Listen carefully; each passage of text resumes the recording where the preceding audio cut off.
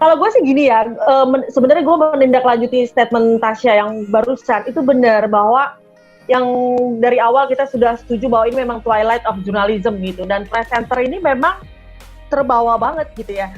Bagaimana presenter itu pada akhirnya di titik dipakai untuk menggait pasar kalau gue ngelihatnya. Ingat nggak ketika siaran Liputan 6 Pagi diganti oleh aktor dan artis pelawak gitu ya. Yeah. Bagaimana sebuah berita tentang Konun Aceh dibacakan oleh seorang pelawak. Konun itu pelawaknya ada di mana? Konun itu adalah sebuah perjuangan dari mulai kooptasi di pusat terhadap daerah kemudian ada militerisme di situ, ada konflik yang berkepanjangan sampai sekarang pun traumanya masih ada, sampai akhirnya tsunami menerjang, sampai akhirnya disitulah Helsinki muncul gitu. Kata Konun itu, lu kebayang nggak berita gue yang gue mati-matian gimana caranya anggota DPR jawab dengan baik dan benar, tiba-tiba dibacakan presenter yang lo nggak tahu Konun itu apa? Gimana perasaan anak-anak lapangan misalnya seperti itu? Cuman memang ini kembali lagi ke yang Tasya bilang, apakah ini generasi, apakah ini memang suasana kebatinan atau memang suasana bisnis gitu ya?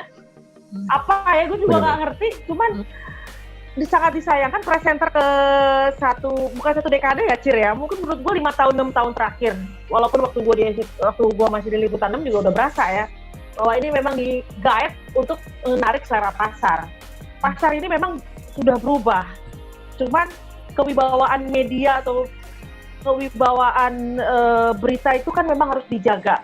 Kalau kita lihat dulu presenter mana ada yang pakai baju apa, bukan you can see apa namanya, no hand ya, apa nggak ada bahu misalnya kayak gitu. Sleeveless. Sekarang dicoba dengan set dress. Ya. Sekarang dipakai set dress. Itu aja sebenarnya sudah memotong budaya atau norma atau kewibawaan itu sendiri. Kalau kita nonton BBC yang dari Inggris misalnya, itu kelihatan tuh ada presenter yang memang tukang nge-gym gitu ya, perempuan, cewek gitu ya, terus keker, dia pakai set dress, blonde gitu, cantik gitu. Cuman ada setelah dia, ya kita sebutlah sajalah mama-mama gitu ya, dengan bajunya yang bunga-bunga itu. BBC itu masih ada yang kayak gitu. BBC itu masih ada. Dengan Mark and Spencer-nya, tahu kan bajunya kayak apa gitu ya, dengan baju musim hangatnya gitu kayak gitu-gitu. Itu ada. Jadi memang kalau menurut gue sih memang di setiap negara atau di setiap benua dengan setiap kulturnya masing-masing memang ada benturan seperti itu. Nah, yang di Indonesia, tepatnya di Jakarta lah ya, ini memang kalau menurut gue presenter itu tertempa paling akhir dan mungkin akan berubah paling akhir sebelum ke digitalisasi ini gitu. Digitalisasi juga ada kegelisahan. Lo mau ngikutin gaya apa, bro? TikTok? Apa mau gaya TikTok yang hai selamat pagi, hari ini presiden kayak ini loh gitu. Atau lo mau kayak apa? Lo mau kayak, kalau YouTuber sih agak-agak mirip ya, atau mau gaya IG. Hi guys. Memang ya. Hi guys. Tahu nggak sih hari ini menantu presiden maju jadi wali kota Medan loh. Menurut kalian gimana gitu? Misalnya kayak gitu. Itu memang, jangan lupa klik like and subscribe nanti gitu. Ya, itu menarik. Kayak ya itu Twitter presenter itu, lo sebagai pribadi apa sebagai reporter atau lo sebagai wajah dari stationnya? Itu aja PR. Wajah dari stationnya itu aja PR sebenarnya, nggak selesai. Itu memang satu masalah. Tesis gue tuh. Yang pertama, kedua. Ini memang ini ya, gue juga pernah di tes presenter, gue pernah merasakan bagaimana waktu itu sangat terbuang untuk penampilan. Bagaimana kegelisahan atau ini hati gue tuh, apa gue harus tampil secantik ini ya, seribet ini ya rambut gue gitu, apa seribet ini ya muka gue untuk tampil oke membacakan berita di layar gitu, karena itu bisa 3 jam 2 jam loh di persiapan itu, too much kalau menurut gue gitu loh. Karena itu terus sementara di lapangan itu kan udah capek juga ya. Karena itu yang pertama ya, di lapangan juga kita capek ya. Gimana? Itu yang ya kalau bagi ya itulah makanya pertama apa? Jadi kalau di TV itu yang pertama ya. akan menjadi apa? Hole untuk menjadi komentar orang gitu. Kalau buat gue pribadi fisik itu adalah sesuatu yang harus gue tik pertama kali. Abis itu gue udah lupain lagi abis itu. Karena gue masih banyak list gue yang harus gue tik. Gue harus tahu beritanya hari ini apa, gue harus tahu gue chat apa, gue harus tahu narasumber hari ini siapa, karena dialog sama narasumbernya nggak nyambung, yang gitu-gitu loh. Jadi bagian fisik itu tuh udah ya kita kerjain lebih awal aja, abis itu udah lupain gitu, nggak usah diiniin lagi gitu, ya nggak sih? But that was the first thing yang diperhatikan oleh penonton gitu kan maksudnya. Iya itu yang kalau dalam TV dalam keadaan tidak berbunyi dia melihat apa yang ada di tampilan dia akan mengomentari dari ini. That's why komunikasi visual ya. Visual itu penting. Kenapa alisnya kok nggak sama ya kanan kiri? Bulu matanya yang satu mencong, jadi matanya kelihatan sipit sebelah, ganggu loh itu.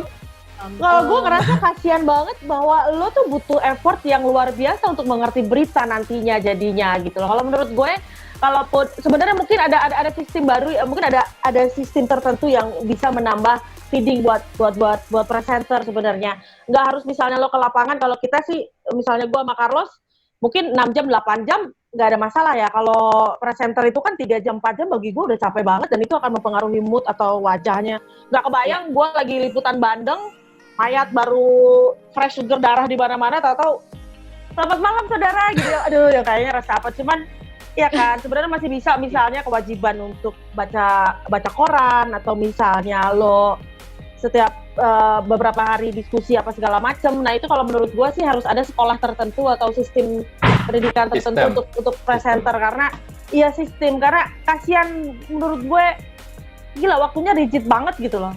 Lo harus halo.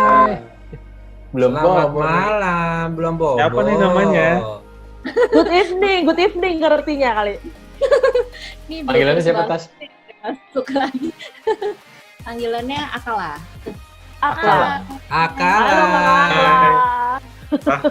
Mirip siapa nih Akala nih? Halo. Ini ikut siaran tandem sama Mama siaran. Gimana ya itu sih kalau gue, kalau gue sih sebagai orang lapangan ngerasain bahwa betapa mengecewakannya atau kesalnya gitu ketika lo ngerti nggak sih konun tuh apa gitu, lo ngerti nggak sih perjuangan konun itu nggak semerta-merta satu malam terus jadi konun gitu. Karena konun itu apa ya, konun tuh itu ya sebuah in a nutshell-nya tuh dalam banget gitu ya. Konun itu dari dari mana? Ada unsur tsunami, ada Helsinki, gitu, ada gamnya gitu kan. Wah itu ada dulu siapa yang bacain, itu adalah pelawaknya, Fir? Pelawaknya siapa? Ya nggak enak lah ngomongnya. Itu kan dark ages of Indonesia gitu ya, kayak gitu-gitu. Terus lo ketawain konun gue ya. Aduh, ada lagi presenter padahal dia juga orang lapangan ya.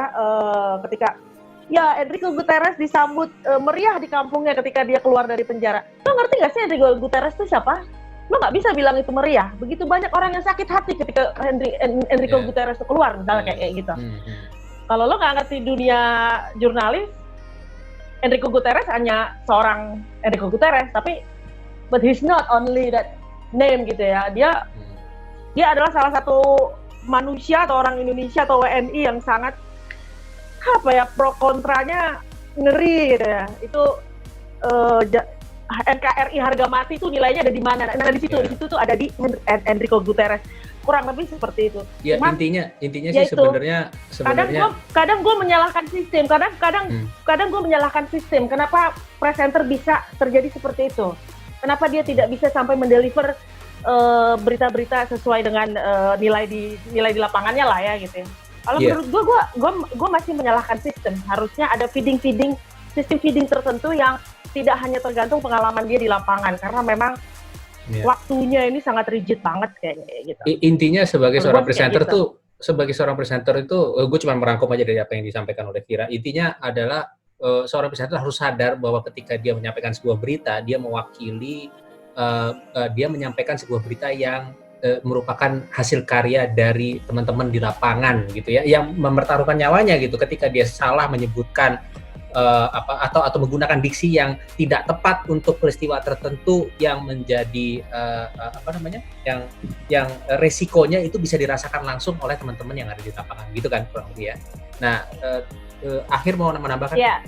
Iya, nggak orang lapangan aja sih, nggak orang lapangan aja, tapi lebih kepada ya memang nilai berita itu kadang banyaknya kan memang nggak hitam putih ya. Cuman ketika jadi lead berita itu jadi kayak hitam putih. Kalau lo nggak paham backgroundnya, ya sayang aja gitu, sayang banget lah kalau kayak gitu. Ya, Hir? Ya, gue mau nyambungin aja apa yang udah kita katakan, terus tambahin gitu bahwa satu, gue setuju sih sistem yang harus disorot banyak begitu dalam konteks begini, apakah benar kemudian bisnis, apakah emang newsroomnya kemudian gagap, kemudian harus gimana, apalagi udah gabung di era digital ini, kalau konvergensi jadi bingung gitu. Karena ya talking about presenter memang ujung tombak, tapi ya jangan disalahin semua di situ gitu. Gue setuju tuh, dan kelamaan tuh menghabisin waktu, benar gitu. Waktu habis kan waktunya istilahnya sama-sama manusia ya, hidup 24 jam ya, reporter misalkan kerja 8 jam ya total 8 jam. Iya, sementara ada persiapan yang mungkin kita bisa baca sambil kemudian make up atau apa. Cuma kan konten itu, knowledge di kepala itu ada sesuatu seperti pisau tajam yang menurut gua terbentuk diantaranya dengan tektokan, nggak hanya mengformulasi sendiri ya, butuh discuss sama produser, mungkin bener, bahkan gue inget kalau narasumber Ira dulu sharing, dia tuh emang telepon narasumber, misalnya lagi ngomong soal hukum, dia nelfon tuh langsung gitu, dia sharing tips and triknya dia di masa itu ya. Tapi menurut gua sesuatu yang berguna seperti itu, apakah bener baca koran disuruh gitu, atau diskusi sama produser gitu, atau seperti yang mungkin Alin cerita di CNBC sekarang, jadi emang karena berita ekonomi kan, mau nggak mau harus belajar gitu, jadi sering ngundang. Kalau Ira Kusno adalah model telepon narasumber, mereka ngundang narasumbernya datang buat discuss gitu, dan itu reguler gitu, kayak kelas. Jadi knowledge-nya terus tumbuh gitu, nggak dibiarin kemudian karena dianggap udah ikutan jadi tahu, nggak juga gitu, karena kan butuh kesinambungan sama si newsroom-nya mau ke arah mana gitu, message apa yang disampaikan gitu kan, apa yang mau di-convey gitu. Sudah gitu perbedaannya sama newsroom lain seperti apa, itu kan kompleks ya, nggak bisa kemudian hanya istilah kata multimodal communication-nya tuh ya udah tergantung gesture lo aja, tergantung gaze atau informasinya terserah lu juga, nggak bisa digituin banget gitu. Betul.